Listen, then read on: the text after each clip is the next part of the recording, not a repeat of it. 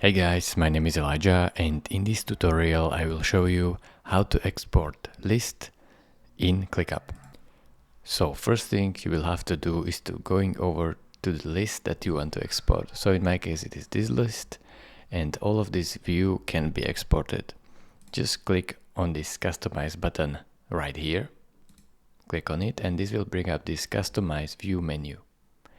Now look where it says export view right here, as you can see. Click on it and then choose what to export. So you can choose visible columns, task names only, or all columns. So I will choose visible. You can also export to CSV or Excel. So choose your file format, choose your date format, normal, ISO or POSIX, and time format. Now all of this is done, press download. Just keep in mind that it is a business feature, so you will have to have a business account.